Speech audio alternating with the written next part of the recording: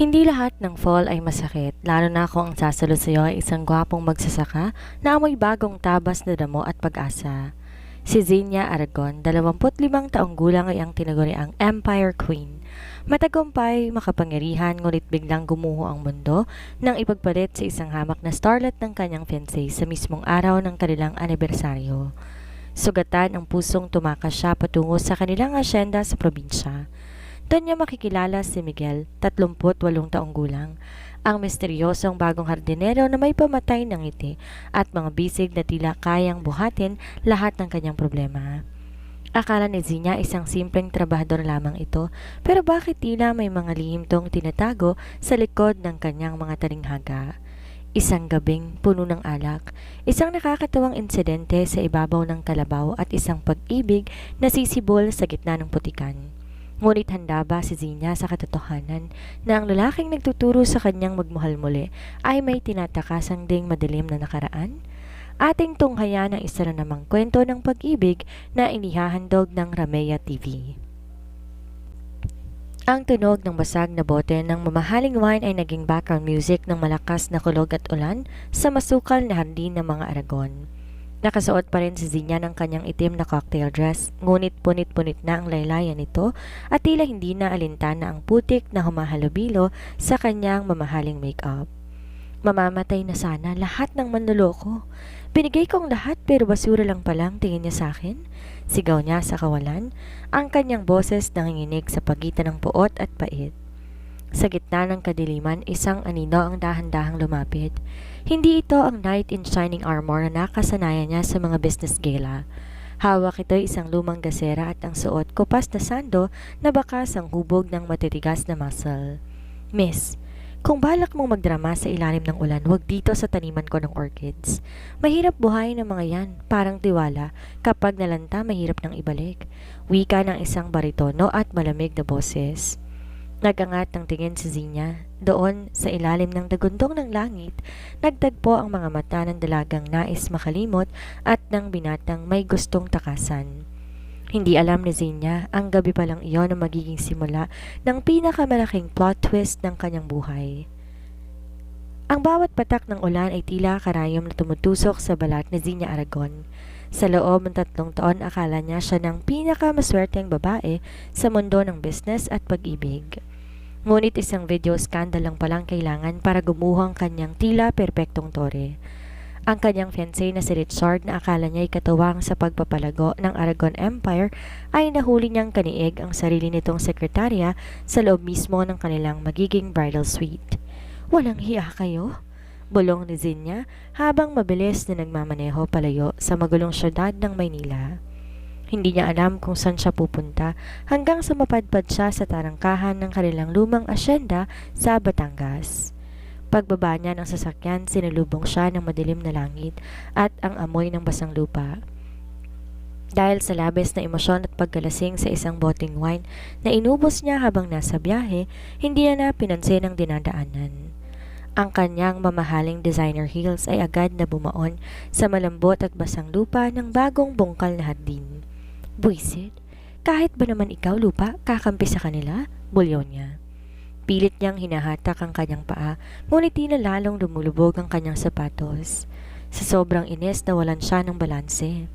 Inaasahan na ni Zina na mukha siyang susubsob sa putikan, ngunit bago pa man mangyari yun, isang malakas at magaspang na pares ng mga kamay ang mabilis sumunggab sa kanyang bewang. Miss, dahan-dahan! Sayang ang ganda ko sa putik lang ang tuloy. Isang baritonong boses ang bumulong malapit sa kanyang tenga. Napatingala si Zina, isang lalaki ang nakatayo sa harap niya. Kahit madilim ang ninag niya ang matatalas na linya ng mukha nito. Matangos na ilong, makakapal na kilay at mga matang tila nangungutya pero may hatid na kakaibang kaba sa kanyang dibdib. Suot nitong isang kupas na sando at maong na shorts na puno ng batik ng lupa. Sino ka? Magdanako ka ba? Singhal ni Zina. Pilit na kumakawala kahit ng totoo nang hihina ang kanyang mga tuhod. Natawa ng mahina ang lalaki. Sa itsura kong to, mukha ba akong kukuha ng alahas? Mas interesado ko sa mga paninim ko kaysa sa kung anong meron ka. Ako si Miguel, ang bagong hardinero na kinuha ng daddy mo. Pitawan mo ako, Miguel. Kaya kong tumayo mag-isa. Sigurado ka?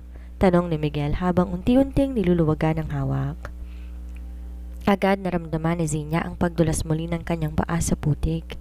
Sa takot na madumihan ng kanyang itim na damit, siya na mismong kumapit sa matitigas na braso ng binata. Isang pilong ngiti ang sumilay sa mga labi ni Miguel. Sabi ko sa iyo, Miss Zinya, sasaluhin naman kita kapag nahulog ka sa akin. Sa putikan? Huwag kang malikot, wika ni Miguel. Sa isang iglap, binuhot siya nito na parang isang bagong kasal. Isang imaheng muntik nang magpaiyak muli kay Zinya at dinala siya patungo sa sementadong veranda ng mansyon. Nang maibaba siya, hindi makatingin ng diretsyo si Zinya. Ang bango ni Miguel, amoy ulam, amoy damo, at amoy lalaki. Tila nanonood sa kanyang sistema. Pansamantalang nilalasing siya sa paraang hindi nagagawa ng alak. Umuwi ka na sa loob, ma'am. Magpalit ka ng damit. Baka bukas hindi lang puso mong may sakit, pati na rin ang baga mo. Seryosong sabi ni Miguel bago tinalikuran ng dalaga. Naiwang tulala si Zinya. Paano nalaman ng hardinerong ito na wasak ang puso niya? Habang pinagmamasdan niya ang papalayong anino ni Miguel sa ilalim ng ulan, isang bagay ang sigurado siya. Hindi nakatulog ng maayos si Zinya. Sa bawat pikit ng kanyang mga mata, ang nakikita niya ay ang mapanlinlang na mukha ni Richard. Ngunit agad tong napapalitan ng imahe ng mga bisig ni Miguel na sumalo sa kanya kagabi. Galit siya sa mundo pero bakit tila ang hardinerong iyon ang tanging nakapansin sa bitak ng kanyang pagkatao? Kinaumagahan, maagang nagising si Zinya dahil sa ingay ng tumitilaok na manok at ang amoy ng bagong luto na sinangag. Lumabas siya sa veranda, bit-bit ang kanyang tasa ng kape at doon nakita niyang muli si Miguel. Ngunit sa pagkakataong to, hindi to nagbubungkal ng lupa. Nakaupo to sa ilalim ng puno ng mangga, may hawak na lumang notebook at tila malalim ang iniisip habang nagsusulat. Hindi ko alam na ang mga hardinero pala ngayon kailangan maging makata rin. Wika ni Zinya, ang boses ay puno ng kanyang nakasanayang pagtataray para itago ang kanyang pagkailang. Agad na isinara ni Miguel ang notebook at tumayo. Isang tipid ng ngiti ang sumilay sa kanyang mga labi. Maaga po kayo nagising, Ma'am Zinya. Hindi po ako makata. Inililista ko lang ang mga kailangan itanim para sa susunod na season. Ang mga bulaklak kasi parang tao, may tamang panahon kung kailan sila dapat mamukadkad at kung kailan dapat mamatay. Lumapit si Zinya, sinusubukan na salipin ang hawak nito. Masyado kang pilosopo para sa isang taong nagtatrabaho sa putikan. San ka ba talaga galing, Miguel? Sandaling natigilan ang binata, ang kanyang mga mata na kanina lang ay tila puno ng liwanag, biglang nagdilim. May kung anong bigat doon na pilit niyang tinatago. Sa malayo, ma'am, sa lugar na kung saan ang katotohanan ay mas masakit pa kaysa kagat ng pulang langgam? Nandito ka ba dahil may tinatakasan ka rin? Tanong ni Zinya. Ang kanyang boses naging malumanay, isang instinct ng isang businesswoman. Alam niya kapag ang isang tao ay may tinatagong alas. Tumawa si Miguel, isang tawang walang halong saya. Lahat naman tayo may tinatakasan, ma'am. Kayo, tinatakasan niyo ang sakit ng iniwan kayo sa altar. Ako, tinatakasan kong buhay na hindi para sa akin. Bago pa makasagot sa Zinya, biglang tumunog ang telepono ni Miguel. Nakita ni Zinya ang reaksyon nito. Ang kanyang mga panga ay nagtagpo at ang kanyang mga kamao ay nag-igting. Hindi ito basta-bastang tunog ng cellphone. Ito ay isang high-end na smartphone na mukhang hindi pag-aari ng isang ordinaryong hardinero. Kailangan ko nang bumalik sa trabaho, pag-iwas ni Miguel. At ma'am, huwag niyong masyadong titigan ang mga braso ko, baka lalo kayong hindi makalimot sa ex ninyo. Ang kapal ng mukha mo? Sigaw ni Zinya pero huli na dahil mabilis na naglakad palayo si Miguel patungo sa likod ng malawak na hardin. Naiwan mag-isa si Zinya sa veranda. Sino ba talaga si Miguel? Isang magsasaka na may malalim na hugot o isang taong nagtatago sa ilalim ng ibang pagkakakilanlan? Sa unang pagkakataon matapos ang ilang linggo, ang isip ni Zinya ay wala kay Richard. Nakataon to si misteryosong lalaking nagsabing sasaluhin siya kahit sa putikan pa sila bumagsak. Habang pinagmamasdan ng binata mula sa malayo, napansin ni Zinya ang isang itim na SUV na dumaan sa harap ng tarangkahan ng hasyenda. Huminto to sandali bago mabilis na humarurot palayo. Sa bilis ng pangyayari, nakita niya ang pagkumpas ng kamay ni Miguel, tila isang senyas. Hindi maalis sa isip ni Zina ang itim na SUV, pero mas hindi niya maalis sa paningin ang pawisang likod ni Miguel na kumikislap sa ilalim ng sikat ng araw. Nagpa siya siyang bumaba sa hardin, bit-bit ang isang pitsel ng malamig na juice. Hindi dahil gusto niyang maging mabait, kundi dahil gusto niya na muling mang-usisa. Oh, uminom ka muna. Baka himatayin ka rito kapag masisi ni Daddy. Mataray na wika ni Zina habang iniaabot ang baso. Tumigil si Miguel sa pagtatabas ng mga sanga ng bougainvillea. Pinunasan niya ang pawis sa kanyang noo gamit ang braso, dahilan para lalong bumukat ang kanyang mga triceps. Salamat, ma'am. Akala ko talaga wala kayong puso. May malasakit din pala. Malasakit sa halaman, hindi sa'yo. Pagtataray ni Zina, pero naramdaman niyang uminit ang kanyang mga pisngi nang mapansin ang titig ni Miguel. Talaga? Bakit parang namumula kayo? Masama bang tama ng araw o masama ang tingin mo sa akin? Mapang-uyam na biro ng binata habang lumalapit. Biglang umihip ang malakas na hangin, dahilan para liparin ang suot na silk scarf ni Zina. Agad tong sumabit sa mataas na sanga ng puno ng kalamansi na puno ng tinig. Yung scarf ko, limited edition yan, hiyaw ni Zina. Takba niya itong aabutin nang bigla siyang mapatid sa isang ugat ng puno. Zina, ingat! Mabilis na sigaw ni Miguel. Sa halip bumagsak sa lupa, muling naramdaman ni Zina ang matitigas na bisig ni Miguel. Pero sa pagkakataong to, hindi lang siya basta sinalo. Dahil sa bigat ng impact, napasandal si Miguel sa puno habang nasa loob ng kanyang mga braso si Zina. Sobrang lapit ng kanilang mga mukha, halos magkapalitan na sila ng hininga. Amoy sandalwood at sariwang lupa si Miguel, isang amoy na nakakaadik kaysa anumang mamahaling pabango ni Richard. Nakita ni Zina ang paglunok ni Miguel habang ang mga mata nito ay nakatitig sa kanyang mga labi. Ang tensyon sa pagitan nila ay tila kuryente na dumadaloy sa bawat pulgada ng kanilang balat. Sabi ko naman sa'yo, sasaluhin kita, bulong ni Miguel. Ang kanyang boses naging paos at malalim. Pero wag ka namang masyadong malapit, ma'am. Baka hindi ko na maalalang empleyado niyo lang ako. Bakit? Anong gagawin mo? Hamon ni Zina, kahit ang puso niya ay parang tambol sa bilis ng tibok. Dahan-dahang inabot ni Miguel ang scarf na nakasabit sa likod ni Zina nang di pinuputol ang titigan nila. Nang makuha ito, dahan-dahan niyang sinuot ang scarf sa leeg ng dalaga. Ang kanyang mga daliri bahagyang dumaan sa sensitibong balat ng batok na Zina. Gagawin kong lahat para makalimutan mo lahat ng panglalait na tinanggap mo sa lalaking yon, seryosong sabi ni Miguel. Dahil ang isang tulad mo hindi dapat iniiyakan, dapat itinatangi. Biglang bumitaw si Miguel at bumalik sa pagtatrabaho na tila walang nangyari. Ngunit ang kanyang mga kamay bahagyang nanginginig. Naiwang nakatayo si Zina, hawak ang scarf na sinuot sa kanya. Miguel, tawag niya. Po, sagot ng binata nang hindi lumingon. Yung smartphone mo kagabi, hindi yun smartphone ng isang hardinero? Diretsong sabi ni Zina. Huminto si Miguel. Lumingon siya nang may malungkot ng ngiti.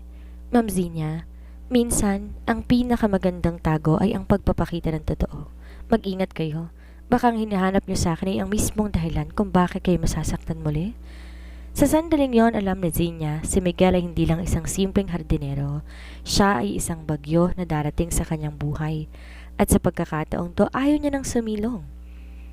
Hindi mapakali si Zina sa loob ng mansyon. Paulit-ulit bumabalik sa kanyang isipan ang sinabi ni Miguel. Itinatangi. Isang salita na tila mas mabigat pa sa lahat ng I love you na narinig niya mula sa kanyang ex. Pero sino ba talaga si Miguel? Isang hardinero na may high-end na cellphone at may bodyguard na naka-SUV? Naputol ang kanyang pagmumuni-muni nang makarinig siya ng ingay ng makina ng sasakyan sa labas. Isang makintab at pulang sports car ang pumarada sa tapat ng hardin. Buwaba mula rito ang isang lalaking pamilyar na pamilyar kay Zina, si Richard.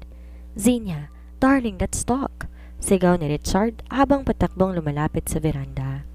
Agad na kumulo ang dugo ni Zina. Anong ginagawa mo dito, Richard? Wala na tayong dapat pag-usapan. Layas! Baby, it was a mistake. Lasing ako noon. Alam mo na bang ikaw lang ang mahal ko? Pangatwiran ni Richard habang pilit na hinahawakan ang kamay ni Zina. Bumalik ka na sa Manila. Kailangan ka ng kumpanya. Kailangan kita. Bitawan mo siya? Isang malamig at otoritibong boses ang pumutol sa usapan. Napalingon ang dalawa.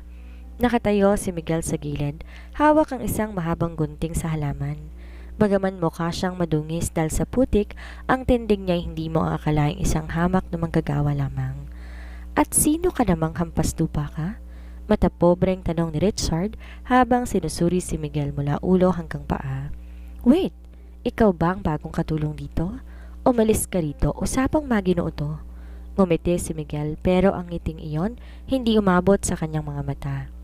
Maginoo? Ang nakikita ko lang dito isang lalaking hindi marunong tumanggap ng salitang ayoko na. At sa pagkakaalam ko ako ang in charge sa kalinisan dito at ang mga basura ay tinatapon sa labas ng gate. Ano? Zinya, papayag ka bang bastusin ako ng katulong na ito? Hiyaw ni Richard. Sa halip kampihan si Richard, lumapit si Zinya kay Miguel at biglang kumapit sa braso nito.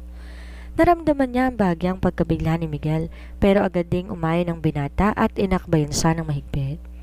Actually, Richard, hindi siya basta katulong. Si Miguel ang bago kong boyfriend. Matapang na pahayag ni Zinya. Tila tumigil ang mundo ni Richard at pati na rin ni Miguel. Ramdam ni Zinya ang mabilis sa tibok ng puso ni Miguel sa kanyang balat.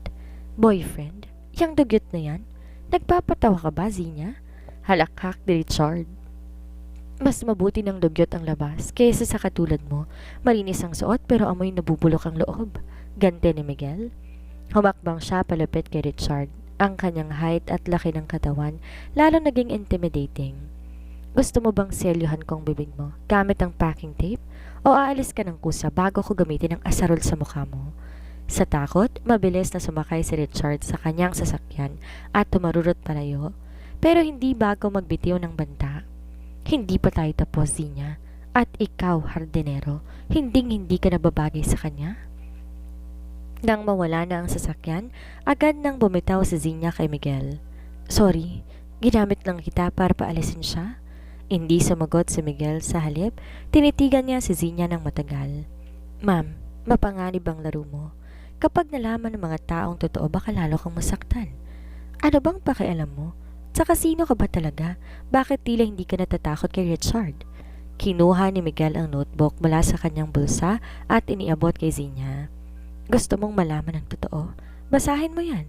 Pero kapag nalaman mo na wala nang balikan, kailangan mong mamili ang tahimik na buhay sa probinsya o ang gulong dala ng tunay kong pagkatao. Bago pa makapagtanong si Zinya, tumunog muli ang cellphone ni Miguel. Sa pagkakataong to, sinagot na to sa harap ni Zinya. Yes, Alpha 1. Execute the takeover. Huwag niyo silang titigilan hanggat di bumabagsak ang stocks ng mga Aragon, maliban sa shares ni Zinya. Nanlaki ang mga mata ni Zinya. Ang hardinero ay nag-uutos na isang corporate takeover. Nahanginig ang mga kamay ni Zinya, hawak ang lumang notebook ni Miguel. Nang buksan niya ito, hindi mga pangalan ng pataba o uri ng halaman ang nakasulat. Puno ito ng mga komplikadong financial graphs, stock market codes at mga estratehiya kung paanong pababagsakin ang mga kumpanyang sangkot sa korupsyon. Kabilang na ang kumpanya ni Richard. Sa huling pahina nakita niya ang pirasong papel. Isang bank statement na may mga numerong di niya kayang bilangin sa isang tingin lang. At sa itaas nito ang pangalang nakasulat ay hindi si Miguel lamang. Miguel Sebastian Valderrama. Valderrama? Bulong ni Zinya. Ang pamilya Valderrama may-ari ng pinakamalaking shipping lines at tech conglomerates sa Southeast Asia. Sila ang phantom billionaires dahil bihira silang magpakita sa media. Sabi ko sa iyo, ma'am, mapanganib kapag nalaman mong totoo. Seryosong boses ang narinig niya mula sa likuran. Nandon si Miguel, hindi na ang hardineryong nakasando, kundi isang lalaking may tindig na tila hari ng korporasyon. Bagaman marumi pa ang kanyang mga kamay sa lupa, ang aura niya ay nakakadurog ng kumpiyansa. Bakit? Bakit ka nagpapanggap na hardinero sa asyenda namin? Galit na tanong ni Zinya. Pinagtatawanan mo ba ako? Ang drama ko? Ang pag-iyak ko dahil sa isang lalaki habang ikaw, kaya mong bilhin ang buong bayan na to nang di kumukurap? Lumapit si Miguel. Bawat hakbang tila nagpapaliit sa mundo ni Zinya. Huminto siya na ilang pulgada lamang layo sa dalaga. Nandito ako dahil kailangan kong mawala sa paningin ng mga taong gustong pumatay sa akin, Zinya. Isang board member ang nagtangkang itumba ko para makuha ang posisyon ko. Ang asenda ninyo ang pinakatahimik na lugar na nahanap ko, paliwanag niya. Ang boses ay puno ng sinseridad.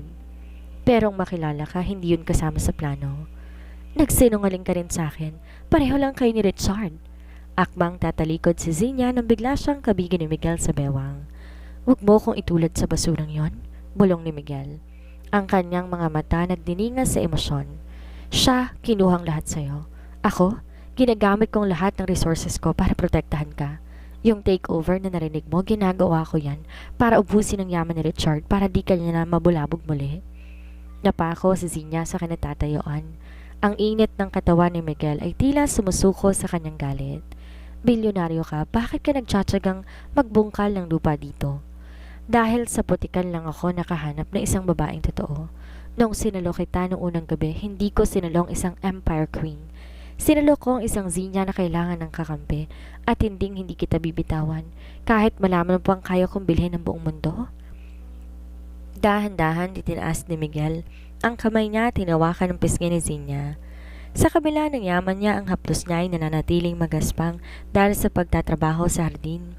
Isang paalala na sa loob ng bilyonaryo may pusong handang magpakababa para sa kanya. Ngayong alam mo na, handa ka na bang pumasok sa mundo ko? O mas gusto mo pa rin ang hardinerong si Miguel? Hinalikan ni Miguel ang noo ni Zinya. Isang pangakong mas matimbang pa sa anumang ginto. Pero sa labas ng tarangkahan, muling huminto ang itim na SUV. Hindi na to basta nagmamasid. Sa loob nito may nakatutok na sniper rifle sa direksyon ng veranda. Sa gitna ng malambing na sandali sa veranda, hindi inasahan ni Zinyan ang katahimikan ng hasyenda ay mababasag na isang nakabibinging tunog. Ding! Isang bala ang tumama sa metal na poste ng veranda. Ilang pulgada lamang ang layo sa ulo ni Zinya. Bago pa man makasigaw ang dalaga sa takot, mabilis siyang hinila ni Miguel pababa sa sahig. Gamit ang kanyang sariling katawan bilang kalasag, niyakap siya ng bilyonaryo ng mahigpit habang gumugulong sila patungo sa likod ng makapal na pader. Manatili kang nakadapa, huwag kang titingala, utos ni Miguel. Ang boses ito'y wala ng bakas ng pagiging hardinero. Ito na ang boses ng isang leader na sanay sa gera. Miguel, ano yon? Bakit may baril? Nanginginig na tanong ni Zinya. Ang kanyang puso ay tila lalabas sa kanyang dibdib sa tindi ng kaba. Hindi sumagot si Miguel. Nilabas niya ang kanyang smartphone at mabilis na may pinindot. Alpha 1, we are compromised. Sector 4, North Veranda. Get the perimeter secured and neutralize the shooter. Now! Sa loob na ilang segundo, ang kaninang tahimik na bukirin ay nabulabog. Tatlong itim na sasakyan ang biglang sumulpot mula sa kakahuyan. Humataw patungo sa direksyon ng itim na SUV na nakaparada sa labas ng gate. Rinig ni Zinya ang palitan ng putok sa malayo, isang tunog na akala niya sa pelikula lamang niya maririnig. Zinya, makinig ka sa akin. Hawak ni Miguel magkabilang balikat niya. Pilit pinapakalma ang kanyang paghinga. Hindi nila ako titigilan hanggat alam nilang buhay ako. At dahil kasama kita, target ka na rin nila. Patawarin mo ko. Dinala ko ang gulo sa buhay mo. Miguel, sino ba sila? Tanong ni Zinya, ang mga matay puno ng luha. Ang mga taong pumatay sa mga magulang ko at ngayon, sinusubukan nilang ubusin lahat ng mahalaga sa akin? Sagot ni Miguel.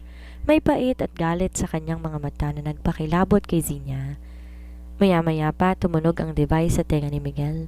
Sir, the area is clear. One assailant neutralized, the other escaped. We have the perimeter locked down. Dahan-dahang tumayo si Miguel at inalalayan si Zinya. Ngunit sa halip na pumasok sa loob ng mansyon, dinala siya nito patungo sa isang lihim na pinto sa ilalim ng hagdanan. Isang panic room na lingid sa kaalaman ng pamilya Aragon, ngunit ipina-install ni Miguel ng palihim sa mga nakaraang linggo. Dito ka muna, ligtas ka rito, sabi ni Miguel. San ka pupunta? Huli ni Zinya sa kamay ng binata.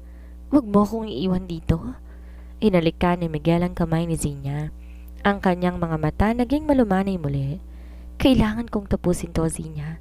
Hindi ako pwedeng magtago habang buhay sa ilalim ng pangalang Miguel na hardinero. Para magkaroon tayo ng kinabukasan, kailangan mamatay ang mga multo ng nakaraan ko. Pero paano kung anong mangyari sa'yo? Ngumiti si Miguel, ang pilyong ngiti na unang nagpakaba kay Zinya sa gitna ng ulan. Sinabi ko sa'yo, di ba? Sasaluhin kita kapag nahulog ka. Ngayon ako naman ang hihiling sa'yo. Huwag kang bibitaw dahil babalik ako para sa'yo. Sinara ni Miguel ang pinto ng panic room. Iniwan si Zinya sa loob ng isang silid na puno ng mga monitor na nagpapakita ng bawat anggulo ng asyenda. Doon niya nakita ang isang helicopter na pababa sa gitna ng kanilang palayan. At mula sa helicopter bumaba ang mga lalaking nakasuit, yumuyukod sa hardinerong si Miguel, ang tunay na hari na nagbabalik sa kanyang trono. Sa loob ng panic room nakatitig si Zinya sa mga monitor. Ang lalaking nakita niya kagabi na may putik sa kubo at araw-araw ay wala na. Sa screen nakita niya si Miguel na naglalakad patungo sa helicopter sa gitna ng palayan. Habang papalapit ito, dalawang tauhan ang mabilis na lumapit sa kanya, bitbit ang isang garment bag. Sa loob lamang ng ilang minuto, sa gitna ng bukirin na nagsisilbing taguan niya, nagpalit ng anyo si Miguel. Hubad-baraw itong nagbihis sa harap ng hangin. Sinuot ang isang custom-tailored charcoal gray suit. Isang mamahaling relo ang kumislap sa kanyang bisig at ang magulong buhok hinawi pa itaas. Ang hari, nagising na. Bulong ni Zinya sa sarili habang hindi makapaniwala sa nakikita. Hindi na ito si Miguel na sasalubong sa kanya ng biro tungkol sa kalabaw. Ito na si Sebastian Valderrama, ang bilyonaryong kinatatakutan sa boardroom. Sumakay ito sa helicopter at sa isang iglap, lumipad ito papalayo. Iniwan ang asyenda na tila isang panaginip lamang lahat. Lumipas ang 5 oras. Ang katahimikan sa asyenda ay nakabibingi hanggang bumukas ang pinto ng panic room. Si Alpha One, ang head ng security ni Miguel, ang bumungad sa kanya. Ma'am Zinya, pinapasundo po kayo ng mahal na hari. Mr. Sebastian, may kailangan kayong panoorin? Seryosong saan nito? Dinala si Zinya sa isang hotel sa Manila na pag-aari ng mga Valderrama. Pagpasok niya sa penthouse, ang mga dingding gawa sa salamin. Kita ang buong kinang ng syudad. Sa gitna ng silid, nakatarikod ang isang lalaki habang nakatingin sa naglalakihang digital billboard sa kabilang building. Biglang nagbago ang mga billboard. Ang mukha ni Richard, ang ex ni Zinya, ay bumungad sa balita. Breaking news! Richard Lim arestado dahil sa malalakihang money laundering at fraud matapos mabuksan ang kanyang mga lihim na account sa isang hindi inaasahang cyber investigation. Ang kanyang kumpanya, Lim Aragon Synergy, ay opisyal nang idineklarang bankrupt at binili ng Valderrama Group sa halagang ₱1. Napatitig si Zinya sa screen. Ang lalaking sumira ng buhay niya ay bagsak na sa loob lamang ng isang gabi. Nagustuhan mo bang palabas, Zinya? Dahan-dahang humarap si Miguel. Hindi, si Sebastian. Ang kanyang aura ay malamig, matikas at puno ng kapangyarihan. Lumapit siya kay Zinya. Bawat takbang ay nagpapaliit sa distansya ng kanilang magkaibang mundo. Ginawa mo to para sa akin? Tanong ni Zinya, halos mawala ng boses. Sabi ko sa'yo, walang mananakit sa'yo habang nasa tabi mo ko. Inawakan ni Sebastian ang baba ni Zinya at itinaas to para magtama ang kanilang mga mata. Pero may isang problema. Ang pag-atake sa asyenda kanina ay gawa ng kapatid ni Richard. Hindi pa sila tapos at ngayon, alam na ng buong mundo na ikaw ang kahinaan ko. Biglang bumukas ang malaking screen sa penthouse. Isang live feed ang lumitaw. Isang lalaking nakamaskara ang may hawak na litrato ni Zinya na may guhit ng pula sa leeg. Sebastian Valderrama, ibalik mo ang kumpanya namin o sisiguraduhin namin ang Zinya mo ay magiging isang lantang bulaklak sa sementeryo bago sumikat ang araw. Nanlamig si Zinya. Ang akala niyang paghiganti ay nauwi sa isang laro ng buhay at kamatayan. Humarap si Sebastian kay Zinya. Isang mapanganib ng ngiti ang sumilay sa kanyang mga labi. Huwag kang matakot, Zinya. Ngayong gabi, ipapakita ko sa kanila kung bakit hindi dapat tinahawakan ang pag-aari ng isang Valderrama. Inilabas ni Sebastian ang isang gintong singsing mula sa kanyang bulsa, hindi para mag-propose kundi isang encoder device. Ready the private jet. We're going to my private island. If they want war, I'll give them a massacre. Ang tunog ng mga rotor ng private jet unti-unting humupa nang lumapag sila sa isang tago at pribadong isla sa dulo ng Palawan, ang Isla de Valderrama. Hindi ito matatagpuan sa anumang mapa. Dito ang buhangin ay kasing puti ng perlas at ang dagat ay kasing linaw ng kristal, pero para kay Zinya ito ay isang magarang kulungan. Welcome to my real world, Zinya. Seryosong saad ni Sebastian habang inaalalayan siyang bumaba. Wala na ang kupas na sando. Suot niya ngayon ay isang puting linen shirt na bahagyang nakabukas ang 3 butones, sapat para makita ang bakas ng pilat sa kanyang dibdib. Isang alaala ng nakaraang pagtatangka sa kanyang buhay. Bakit kailangan dito, Sebastian? Pwede naman tayong humingi ng tulong sa mga otoridad. Tanong ni Zenia. Ang hangin sa isla ay tila humahaplos sa kanyang naguguluhang isipan. Tumigil si Sebastian at hinarap siya. Ang sikat ng papalubog na araw ay nagbibigay ng gintong liwanag sa kanyang matatalas na features. Dahil sa labas ng islang ito, ang batas ay nabibili. Dito, ako ang batas. At dito sisiguraduhin kong walang bala na tatama sa'yo. Dinala niya si Zenia sa isang ultra-modernong villa na nakadungaw sa bangin. Pero sa kabila ng karangyaan, ramdam ni Zenia ang tensyon. Bawat sulok ng isla may mga CCTV at mga armadong tauhan na nakatago sa kagubatan. Magpahinga ka na muna. May dinner tayo mamayang gabi. Kailangan natin pag-usapan ang susunod nating hakbang, sabi ni Sebastian bago tinalikuran ang dalaga. Ngunit hindi nakatiis si Zenia.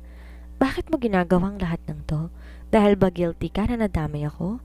O dahil totoo yung sinabi mo nung hardinero ka pa lamang? Kuminto si Sebastian sa pintuan. Hindi siya lumingon pero kitang-kita ang pag-igting ng kanyang mga balikat. Ang hardinerong si Miguel ay bahagi lamang ng pagkatao ko, Zenia. Pero ang nararamdaman niya para sa'yo, yon ang tanging totoo sa gitna ng lahat ng kasinungalingang ito. Nang sumapit ang gabi, isang candlelit dinner ang nakahain sa deck ng villa. Ang tanging maririnig ay ang hampas ng mga alon. Nakasuot si Zenia na isang silk slip dress na padala ni Sebastian. Simple pero naglalabas ng kanyang natural na ganda. Habang naghahapunan, bigla kinuha ni Sebastian ang kamay ni Zenia. Zenia, ang pamilya ni Richard, hindi lang sila basta negosyante. Bahagi sila ng isang sindikato na matagal ko nang binabantayan. Ginamit kanila para makalapit sa pondo ng mga Aragon. Ibig sabihin, pati ang panligaw niya sa akin noon, plano lamang? Tanong ni Zenia, ang sakit ay muling kumurot sa kanyang puso. Oo. Pero hindi nila inaasahan na makikilala mo ko, diin ni Sebastian. Hinila niya ang kamay ni Zenia at dinala to sa kanyang labi. Huwag mo nang isipin pang nakaraan. Ngayong gabi ang tanging mahalagay nandito ka, kasama ko. Sa gitna ng seryosong usapan, biglang may sumiklab na fireworks sa malayo. Isang signal mula sa kanyang security, ngunit hindi ito lumingon. Ang atensyon niya ay nakapako sa mga labi ni Zenia. Sebastian, may panganib pa ba? Kaba ni Zenia. The world is ending out there, Zenia, but in here? Unti-unti niyang nilapit ang kanyang mukha sa dalaga. You are the only queen I recognize. Dahan-dahan silang nagkalapit hanggang sa magtagpo ang kanilang mga labi. Isang halik na puno ng pangako, pati ng nakaraan, at pag-asa ng hinaharap. Pero sa gitna ng kanilang matamis na sandali, isang pulang laser light ang biglang gumapang sa puting linen shirt ni Sebastian, direkta sa kanyang puso. Ang pulang tuldok ng laser sa dibdib ni Sebastian ay tila isang sumpa sa gitna ng dilim. Bago pa man makapikit si Zenia sa sarap ng kanilang halik, marahas siyang tinulak na Sebastian pababa sa sahig. Dapa! Ang maugong na utos ng bilyonaryo kasabay ng pagbasag ng salamin ng villa. Ang tunog ng mga bala na may silencer ay bumaon sa mamahaling sofa kung saan sila nararoon kanina. Hindi na to simpleng pananakot, ito ay isang assassination mission. Alpha 1, breach in Sector 7, lockdown the villa now? Sigaw ni Sebastian sa kanyang comms habang mabilis na hinuhubad ang kanyang linen shirt para mas madaling makagalaw. Sa ilalim ng suot niya nakatagong isang tactical holster na laging nakasukbit sa kanyang bewang. Ang dating hardinero naging isang ganap na mandirigma. Sebastian, natatakot ako. Pabulong na iyak na Zenia habang nagkukubli sila sa likod ng bar counter na gawa ng solidong marmol. Hinawakan ni Sebastian ang pisngi ni Zenia. Ang kanyang mga mata na kanina lamang ay puno ng pagsinta, naging kasing talas na ng asero. Zenia, makinig ka sa akin. May secret tunnel sa ilalim ng wine cellar. Tatakbo tayo doon. Huwag kang bibitaw sa kamay ko kahit anong mangyari. Sa labas, ang mga pagsabog nagsimulang gisingin ang tahimik na isla. Ang mga tauhan ni Sebastian ay nakikipagpalitan na ng putok sa mga mercenary lulan ng maliliit na speedboats. Takbo! Hiyaw ni Sebastian. Magkahawak kamay silang tumakbo sa madilim na pasilyo ng villa. Bawat kanto tila may nakaambang panganib. Nang marating nila ang wine cellar, biglang bumukas ang pinto sa kabilang dulo. Dalawang lalaking naka-tactical gear ang bumungad sa kanila. Walang pag-aalinlangan, itinulak na Sebastian si Zinya sa likod ng malalaking bariles ng alak at mabilis na nagpaputok. Sa loob ng ilang segundo, tumba ang mga kaaway. Ngunit isang bala ang dapyas na tumama sa braso ni Sebastian. "Sebastian, may dugo ka!" sigaw ni Zinya, akmang lalapit para tulungan ang binata. "Gasgas lang to, Zinya. Ituloy mo ang pagtakbo," singhal niya, bagaman halata ng sakit sa kanyang mukha. Nang makapasok sila sa tunnel, bumukas ang isang pinto patungo sa isang tago at sementadong bunker. Doon sinalubong sila ni Alpha 1. "Sir, the evacuation boat is ready at the back of the cliff, but we have a problem. The enemy has jammed our communications. We cannot call for the backup fleet," ulat ng security head. Humarap si Sebastian kay Zinya. Kinuha niya ang isang silver necklace mula sa kanyang bulsa na may maliit na pendant, isang USB drive. Sinuot niya ito sa leeg ng dalaga. Lahat ng ebidensya laban sa sindikato at kay Richard nandyan. "Kung sakaling di ako makasama sa bangka, dalhin mo yan sa Interpol Singapore," seryosong sabi ni Sebastian. "Anong sinasabi mo? Sasama ka sa akin, hindi kita iiwan dito," giit ni Zinya. Ang mga luha malayang umaagos sa kanyang mga pisngi. "Kailangan ko silang harangin sa main gate para makaalis kayo. Kapag sumama ko ngayon, lahat tayo mamamatay." Inawakan ni Sebastian ang mukha ni Zinya at mabilis itong hinalikan. Isang halik na lasang dugo at pait ng pamamaalam. "Sabi ko sa'yo, sasaluhin kita, di ba? Ito na yon, Zinya. Sinasalo kita palayo sa kamatayan." "Hindi, Sebastian. Miguel, bumalik ka!" hiyaw ni Zinya habang pilit siyang kinakaladkad ni Alpha 1 patungo sa speedboat. Naiwang nakatayo si Sebastian sa bungad ng tunnel, hawak ang kanyang baril, habang pinapanood ang babaeng nagbabago sa kanyang mundo at unti-unting lumalayo sa karagatan. Sa kanyang likuran, ang mga yabag ng kaaway ay papalapit na. Isang matinding pagsabog ang yumanig sa buong villa. Ang apoy ay nagmistulang higanteng bulaklak na namukadkad sa gitna ng gabi. "Sebastian!" Ang huling hiyaw ni Zinya na nalamon ng ingay ng alon at putukan. 3 araw na nakakalipas mula nang gumuho ang mundo ni Zinya sa gitna ng karagatan. Kasalukuyan siyang nasa isang safe house sa Singapore sa ilalim ng proteksyon ng mga tauhan ni Sebastian. Ngunit para sa kanya ang bawat segundo ay tila isang taon ng pagpapahirap. "Wala pa ring balita, Alpha 1? Tanong ni Zinya habang nakatingin sa labas ng bintana. Ang kanyang mga mata malalim at tila wala ng luhang mailabas. "Ma'am, kontrolado pa rin ng mga rebelde ang isla. Ang huling ulat na sunog ang buong villa. Hindi pa namin matukoy kung..." Hindi na ituloy ni Alpha 1 ang sasabihin, ngunit alam ni Zinya ang ibig nitong ipahiwatig. Dahan-dahan hinawakan ni Zinya ang kwintas na iniwan ni Sebastian, ang USB drive. Sa loob nito, hindi lang mga transaksyon, nandun lahat ng dumi ng pamilya ni Richard at ang koneksyon nila sa mga matataas na opisyal. Kung akala nila susuko ako, nagkakamali sila. Bulong ni Zinya. Isang kakaibang apoy ang nagningas sa kanyang mga mata. Hindi na siyang Zinya na iyak ng iyak sa putikan ng asyenda. Ngayon, siya nang rin ang may hawak ng alas. Binuksan niya ang laptop at isinalpak ang USB. Lumitaw ang libo-libong files, ngunit may isang folder na nakabukod. "Para sa aking Zinya." Nang buksan niya ito, isang video message ni Sebastian ang lumitaw. Mukhang kuha ito nung hardinero pa lamang siya. Nakasuot ng kupas na sando at may bahid ng lupa sa pisngi.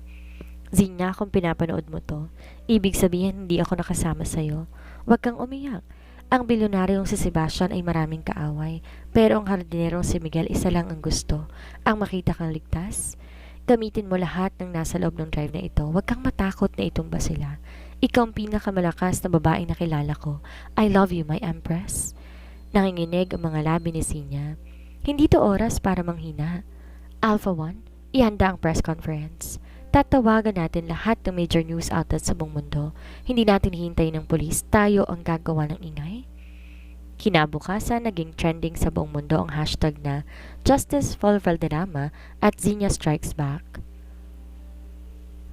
Sa harap ng mga kamera, inilantad ni Zinya ang lahat. Amo ni Richard ang mga ilegal na gawain at ang pag-atake sa isla. Richard Lim, at sa lahat ng kasabot mo, hindi niyo lang pinatay ang isang bilyonaryo.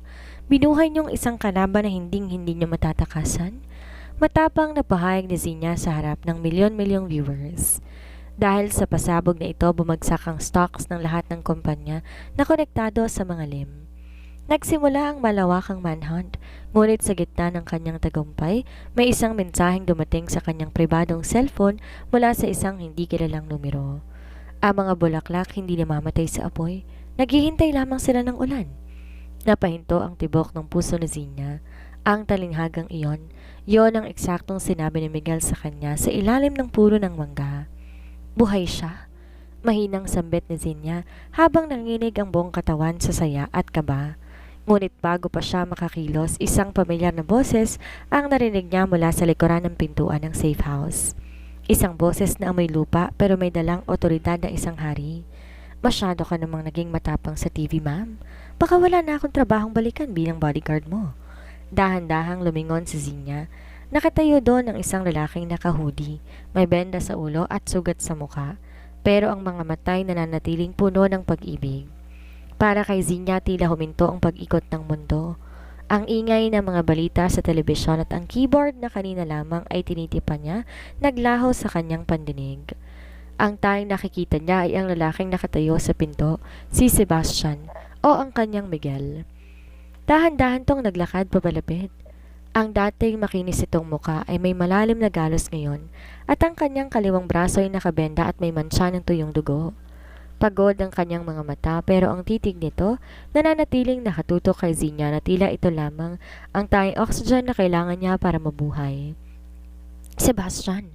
Halos hindi lumabas ang boses ni Zinya. Humakbang siya papalapit, tila natatakot na baka kapag hinawakan niya ito ay maglaho tong parang bula. Sabi ko sa'yo, diba? Sasaluhin kita. Bulong ni Sebastian bago tuluyan bumagsak ang kanyang katawan sa balikat ng dalaga. Agad siyang inalalayan ni Zinya at ni Alpha One. Sinandal nila siya sa malambot na sofa. Kahit nanghihina, hindi binitaw ni Sebastian ang kamay ni Zinya. Paano ka nakaligtas? Nakita ko ang pagsabog, Sebastian. Akala ko wala ka na. Iyak na Zinya habang hinahalikan ng mga kamay ng binata. Ang wine cellar. May lihim na lagusan yon patungo sa dagat. Pero bago ako nakalabas, inabutan ako ng shockwave ng pagsabog. Paliwanag ni Sebastian habang hinihingal. Isang mangingisdang nakakuha sa akin sa dalampasigan ng kabilang isla. Hindi ko agad kayo makontak dahil wasak ang lahat ng gamit ko. Lalong humigpit ang hawak na Zinya sa kanya. Huwag mo na uling gagawin yon. Hindi mo na ako iiwan. Ngumiti si Sebastian. Ang pamilyar ng ngiti na nagpatunaw sa puso ni Zinya nung sila'y nasa gitna pa ng bukirin. Ngayong nakita ko kung paano ka lumaban sa TV, mukhang ako nang kailangan magpaprotekta sa iyo, my queen. You were magnificent, Zinya. Ginagawa ko lang dapat kong gawin para sa atin, sagot ni Zinya. Pero hindi pa tapos ang lahat, Sebastian. Si Richard, hindi pa siya nahuhulit, ang kapatid niya nagtatago pa rin. Tumigas ang anyo ni Sebastian, ang pagiging malambing na palitan ng otoridad ng isang Valderrama. Alam ko, kaya nga ako bumalik. Ginamit ko ang mga isda para magpadala ng mensahe sa mga tauhan ko sa labas. Habang iniisip nilang patay na ako, mas madaling nating mapapasok ang lungga nila. Nilabas si Sebastian isang maliit na tracker mula sa kanyang bulsa. Noong huling beses kaming nagpang-abot ni Richard sa gubat bago ang pagsabog, na itanim ko ito sa sasakyan niya. Akala niya na itulak niya ako sa bangin pero ang totoo, ako ang naglagay ng tarikala sa leeg niya. Sa puntong to, nagkatinginan ang dalawa. Wala nang takot sa mga mata ni Zinya. Ang bilyonaryo at ang tagapagmana ng Aragon Empire ay muling magkakampi. Anong plano? Tanong ni Zinya. Gagawa tayo ng bitag, isang event kung saan di sila po pwedeng hindi sumulpot. Ang charity gala ng mga Valderrama sa susunod na 2 gabi, sabi ni Sebastian.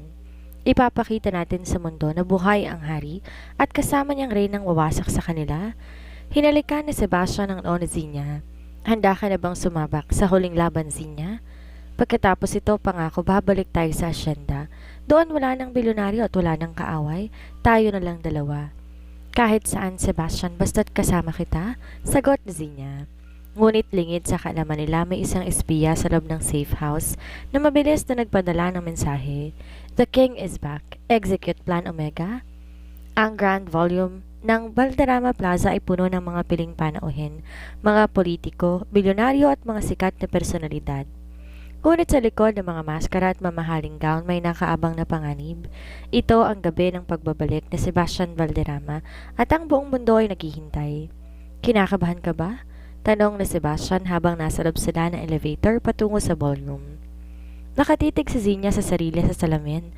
Suot niya ang isang midnight blue serpentina gown na pinalamutian ng mga diamante. Mukha siyang isang diyosa, malayo sa basang dalaga sa putikan. Si Sebastian naman napakakisig sa kanyang black tuxedo, bagaman may bahagyang kaba sa kanyang bansa ay hindi ito halata sa kanyang tindig. Ang hawak mong kamay ko, hindi ako matatakot, sagot ni Zinya. Bumukas ang pinto ng elevator, ang lahat ng mata ay lumingon. Ang mga kamera nagsimulang mag-flash.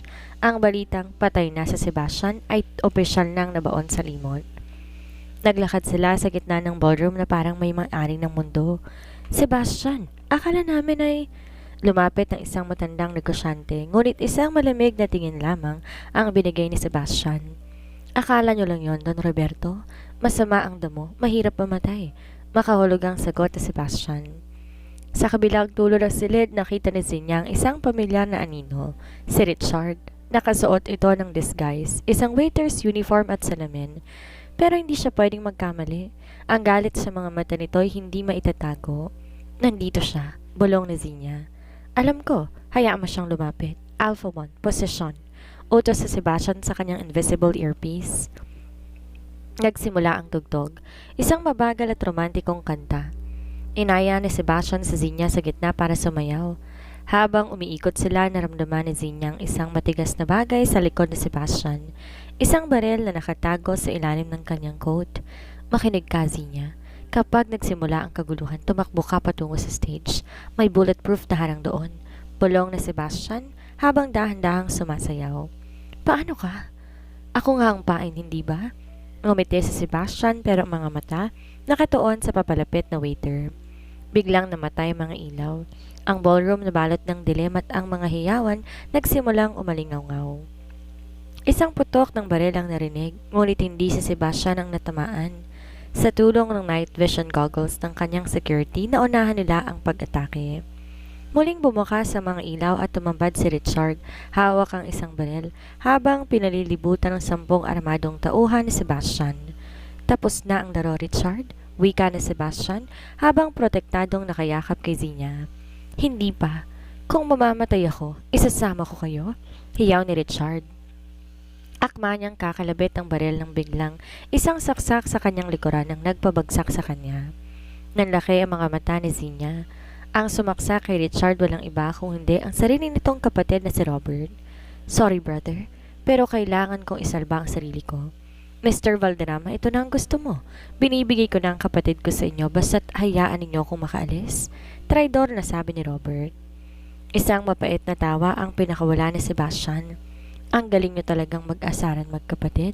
Pero Robert, nakalimutan mo yata. Sa mundong to, ang traidor ay laging nauuna sa impyerno.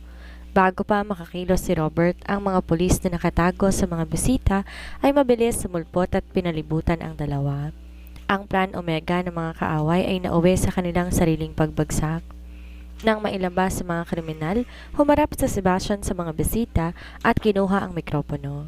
Ang gabing ito ay hindi lamang tungkol sa katarungan, ito ay tungkol sa isang bagong simula. Lumuhod siya sa harap ni Zinya sa gitna ng ballroom habang ang lahat ay nakatitig. Zinya Aragon, noong hardinero lang ako, sinalo kita.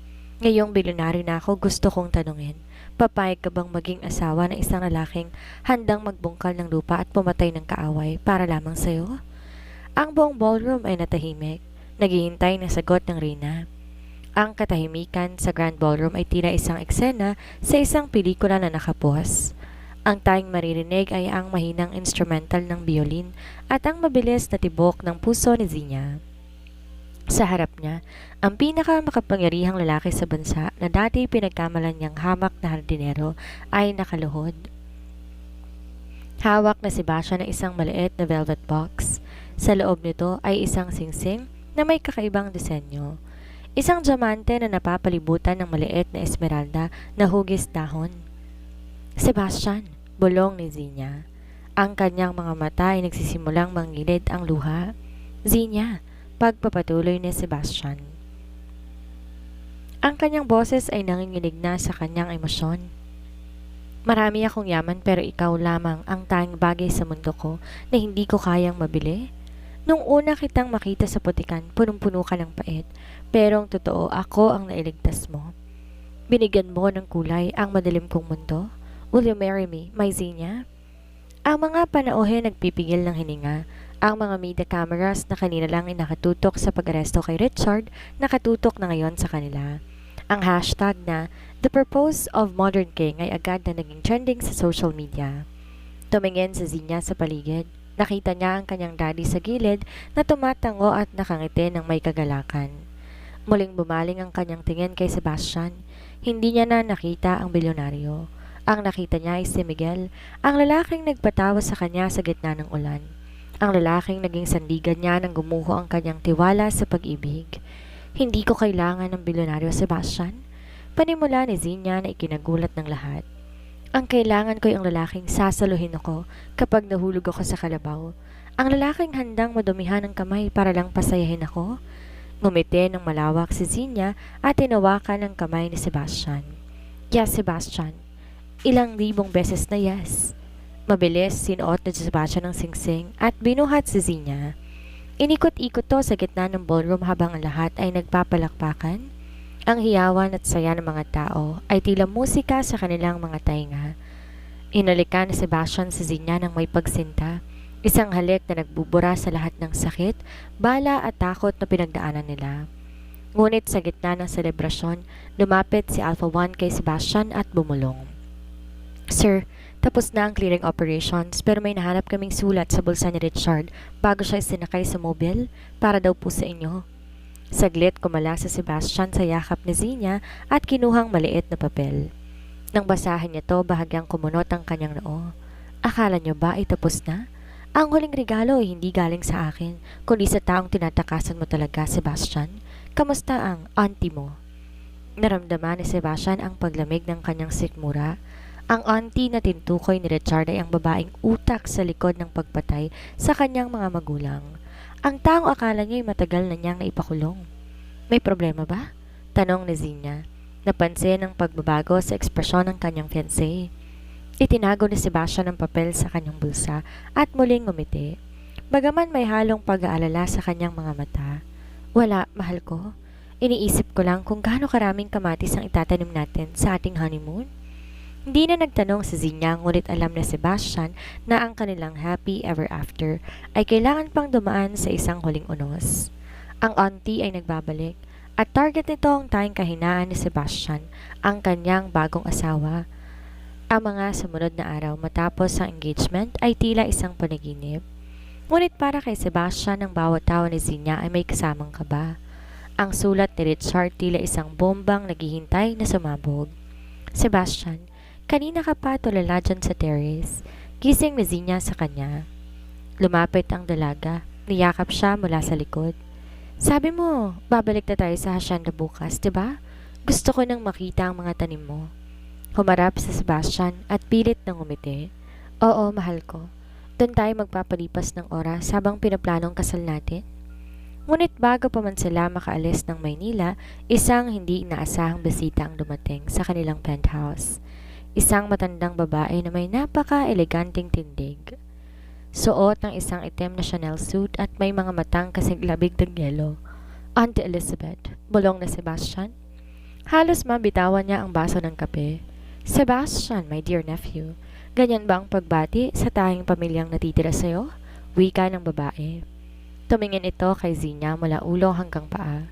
So ito pala ang dahilan kung bakit ka nagpanggap na hardinero. She is charming in a very common way. Anong ginagawa mo rito? Dapat nasa Switzerland ka. Asik na Sebastian habang dahan-dahang inilagay si Zinya sa kanyang likuran.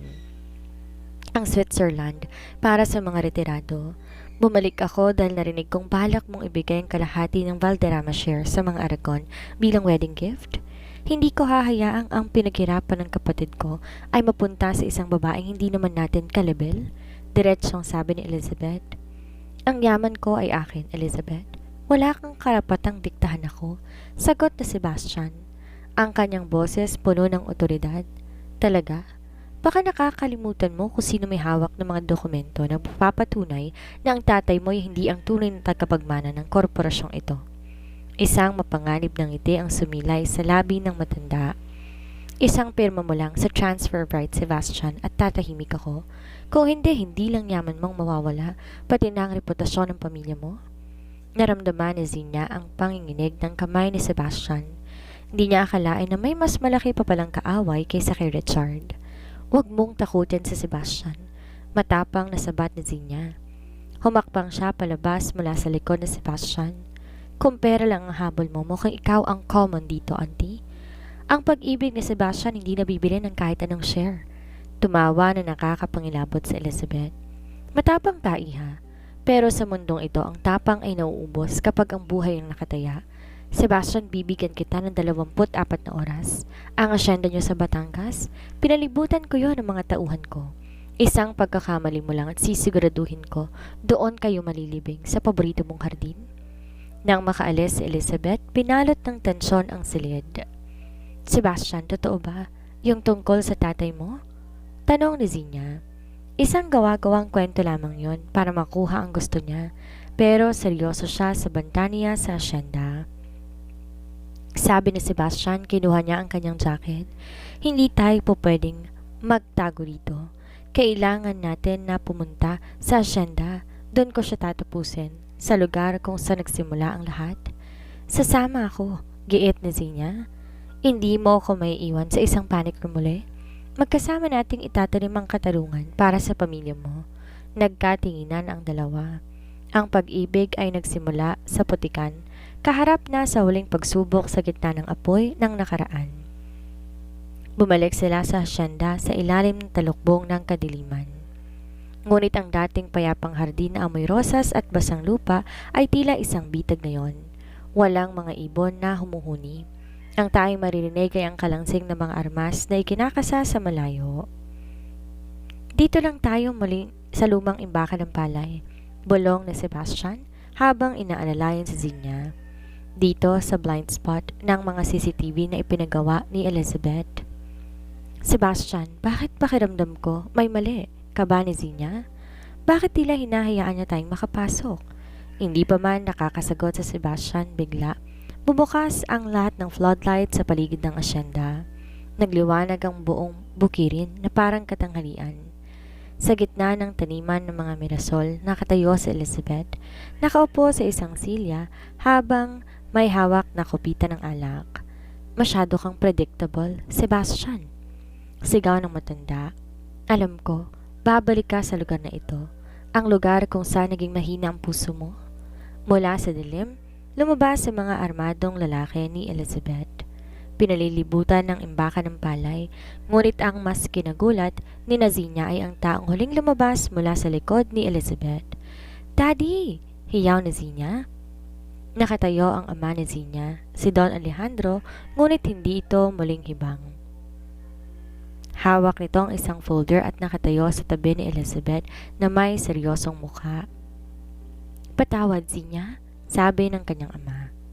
Pero kailangan natin gawin to para sa kaligtasan ng ating kumpanya.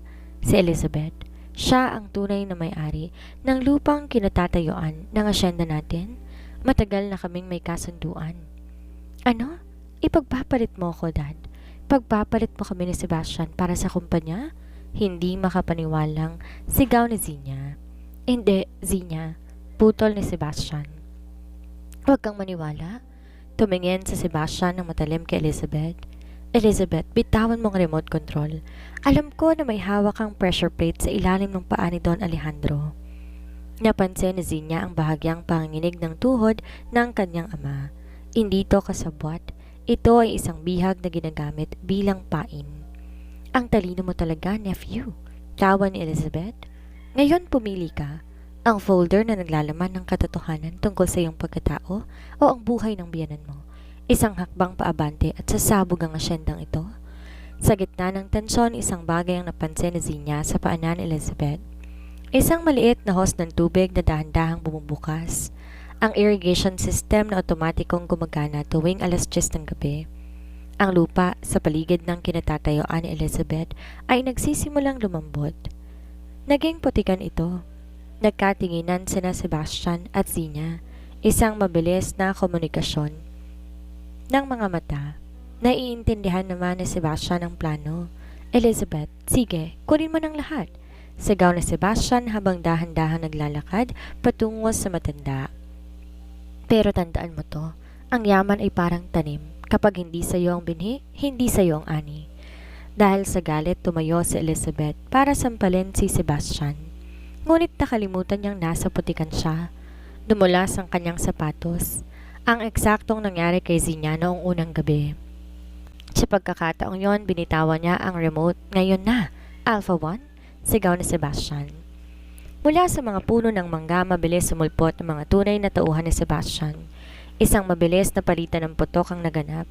Ngunit bago pa man makabawi si Elizabeth, mabilis siyang sinunggaban ni Zina at itinulak sa mas malalim na putikan. Ito ang para sa pamilya ni Sebastian, sigaw ni Zina habang pinupusasa ng matanda gamit ang sarili nitong mamahaling kwintas sa kamay.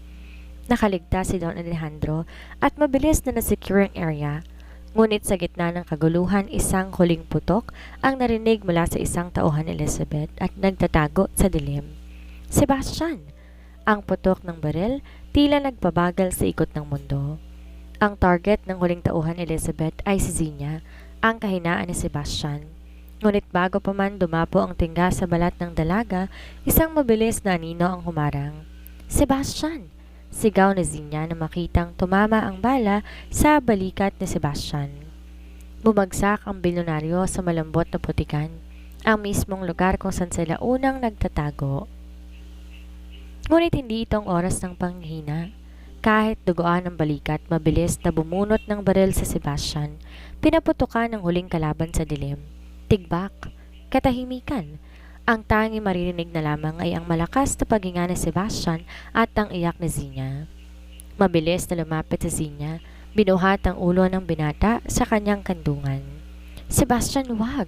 Huwag kang pipikit! Tumawag na kami ng helicopter! Sigaw ni Zina. Ang kanyang mga kamay puno na ng dugo at ng putik. Ngumiti ng bahaga si Sebastian. Ang kanyang mga mata nananatiling nakatitig sa mukha ng dalaga. Sabi ko sa'yo, sasaluhin kita kahit bala pa yan. Napakapiloso mo pa rin kahit nabaril ka na. Iyak ni Zina pero hinalikan niya ang noo nito. Hindi ka pwedeng mamatay, Miguel. Marami pa tayong itatanim. Habang nilalapatan ng unang luna sa Sebastian ng mga medics, ang mga tauhan ni Elizabeth ay isa-isang sinakay sa mga mobile ng polis. Si Elizabeth na punong-puno ng putik at hiyang-hiya ay kinaladkad palayo habang sinisigaw ang kanyang mga sumpa. Ngunit walang nakakarinig sa kanya. Sir, we have the folder. Ulat ni Alpha 1 habang iniabot ang mga dokumento. Binuksan ito ni Sebastian ng pilit. Sa loob, tumambad ang katotohanan. Ang tatay ni Sebastian ay hindi impostor. Ang dokumentong hawak ni Elizabeth ay peke, isang pananakot lamang para makuha ang yaman. Ngunit may isang nakasingit na sulat mula sa yumaong ama ni Sebastian. Sa aking anak, ang tunay na yaman ay hindi nasa bangko, kundi nasa lupang ating binubungkal at sa taong ating minamahal. Protektahan mo ang iyong hardin? Napaiyak si Sebastian. Hindi dahil sa sakit ng bala, kundi dahil sa wakas, malaya na siya. Malaya na sila. Zina, tawag niya sa dalaga habang isinasakay siya sa stretcher. Ang asyenda, atin na ito ng buo. Wala ng auntie, wala ng Richard. At wala ng pagtatago, dugtong na Zina. Mula ngayon, ikaw na lang Sebastian na asawa ko at si Miguel na hardinero ng puso ko. Sa gitna ng liwanag ng mga floodlights at ang papalubog na ingay ng mga sirena, isang matagumpay ng ngiti ang sumilay sa kanilang mga labi. Ang Aragon Empire at Valderrama Group ay hindi lang nagsama sa negosyo, sila'y nagbuklod sa ilalim ng katarungan at pag-ibig. Bago isara ang pinto ng medical chopper, hinawakan ni Sebastian ang kamay ni Zina at nilagay ito sa kanyang puso. Tapos na ang giyera, mahal ko. Oras na para mag-ani. Isang taon ang lumipas. Ang asyenda ng mga Aragon sa Laguna ay hindi na lamang isang pribadong lupain. Ito na ang pinakasikat na organic farm at flower garden sa bansa na kilala bilang ang Hardin ni Nazinya at Miguel. Ngunit sa araw na to, ang buong paligid ay nababalot ng mga puting rosas at telang chiffon na humahalimuyak sa hangin. Ito ang araw ng kanilang kasal. Sa harap ng isang maliit na kapilya, sa gitna ng bukirin, nakatayo si Sebastian, o mas kilala na ngayon ng mga taga rito bilang si Don Miguel. Wala nang benda sa kanyang balat. Tanging isang maliit na pilat na lang sa kanyang balikat ang nagsisilbing paalala ng kanyang kabayanihan. Nakasuot siya ng isang barong Tagalog na gawa sa pinakamahal na telang pinya. Ngunit ang kanyang mga paa ay nakatapak sa damuhan na tila doon talaga siya nagmula. Nang tumunog ang mga kampana, bumukas ang pinto at lumabas si Zinya. Hindi siya nakasuot ng tradisyonal na magarbo at mabigat na gown. Pinili niyang isang simpleng boho-style lace dress na pinalamutian ng mga totoong bulaklak ng Zinya sa kanyang buhok. Habang siya'y naglalakad sa gitna ng mga taniman ng mirasol, patungo sa altar, ang lahat ng panauhin hindi mapigilang mapaluha. Naroon si Don Alejandro, na ngayon ay masaya na sa kanyang pagreretiro. Naroon din si Alpha One at ang mga tauhan ni Sebastian na hindi na mga bodyguard kundi mga saksi na sa isang mapayapang buhay. Nang makarating si Zinya sa harap ni Sebastian, hinawakan ng binata ang kanyang mga kamay. Akala ko nung una, ang pinakamagandang tanawin sa asyendang ito ay ang pagsikat ng araw. Bulong na Sebastian habang nakatitig sa mga mata ni Zinya. Nagkamali ako. Ang pinakamagandang tanawin ay ang makita kang naglalakad patungo sa akin, bitbit ang ating kinabukasan. Ang seremonya, puno ng tawa at kagalakan. Wala nang mga baril, wala nang mga lihim, at wala nang mga bilyong pisong nakataya, tanging dalawang pusong nahanap ang isa't isa sa gitna ng putikan. I do. Sabay nilang bigkas, bagong isang matamis na halik na pinatunayan ng tunog ng palakpakan at hiyawan ng mga tao. Sa piging na naganap pagkatapos ng kasal, habang ang lahat ay nagsasayawan, humiwalay ang dalawa at naglakad patungo sa dulo ng hardin. Sa mismong lugar kung saan unang binuhat ni Miguel sa Zinya dahil sa putik. Alam mo, Sebastian? Simula ni Zinya habang nakasandal sa dibdib ng asawa. Minsan naiisip ko, paano kung di ako nagpunta rito ng gabing yon? Paano kung di ako naging bigo sa pag-ibig? Niyakap siya na mahigpit na Sebastian. Kung ganon hanggang ngayon, nagtatago pa rin ako sa pangalang Miguel. Hindi mo lang ako iniligtas sa mga kaaway ko, Zinya. Iniligtas mo ko sa kalungkutan ng pag-iisa. Biglang lumuhod si Sebastian at hinawakan ang tiyan ni Zinya na bahagya ng bumubukol. At ngayon, hindi na lang dalawa ang itatanim nating pag-asa. May maliit na hardinero o hardinera na tayong kasama sa susunod na anihan. Ngumiti si Zinya at hinaplos ang buhok ng asawa. Sa malayo, ang araw ay dahan-dahang lumulubog, nagbibigay ng gintong liwanag sa buong hasyenda. Ang kwento ni Nazinya at Miguel ay naging alamat sa social media. Ang kwento ng bilyonaryong naging hardinero at ng reynang natutong bumangon sa putikan. Ngunit para sa kanila, ito ay simula pa lamang. Dahil sa bawat paglubog ng araw, may pangako ng bukas na puno ng pag-ibig, katarungan at wagas na kaligayahan. 3 taon matapos ang makasaysayang kasalan sa asyenda, ang katahimikan ng umaga ay hindi na lamang binubuo ng tilaok ng manok at huni ng mga ibon. Ngayon may kasama na itong maliliit na yabag ng paa at ang matinis na tawa ng isang bata. Daddy, look! The flower is wake up already! Sigaw ng 3 taong gulang na si Zian Miguel. Mula sa ilalim ng isang malabay na puno ng nara, tumayo si Sebastian. Wala na siyang suot na suit. Nakasuot siya ng isang simpleng t-shirt at shorts. Hawak ang isang maliit na asarol. Lumapit siya sa kanyang anak na nakaturo sa isang kulay rosas na bulaklak ng Zinya na kararating lamang sa kanyang pamumukadkad. You're right, little champ. Just like your mom, she is the most beautiful flower in the field. Wika ni Sebastian habang kinakarga ang bata. Sa veranda ng mansyon, lumabas si Zinya bitbit ang isang tray ng sariwang lemonade.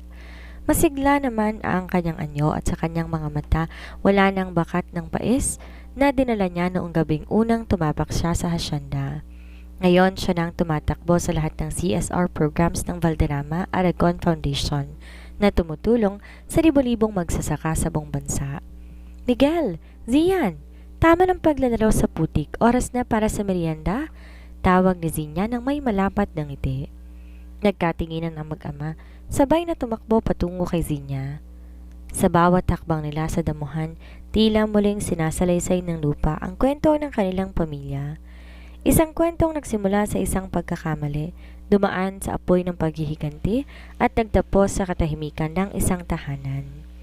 Nang gabi ring yon, habang nakaupong mag-asawa sa duyan sa gitna ng hardin, tumingin si Sebastian sa langit. Alam mo, Zinya, kung tatanungin ako ng mundo kung anong pinakamalaking investment na nagawa ko, hindi yung mga kumpanya o stocks ang sasabihin ko. Ano? Tanong ni Zinya habang sinasandal ang ulo sa balikat ng asawa. Ang pagpili na maging hardinero mo? Bulong na Sebastian bago'y ginawad ang isang halik sa noo ng asawa. Ang bilyonaryo at ang reyna ay nahanap ang kanilang tunay na kaharian, hindi sa ginto, kundi sa pag-ibig na kasing tatag ng mga punong kanilang itinanim.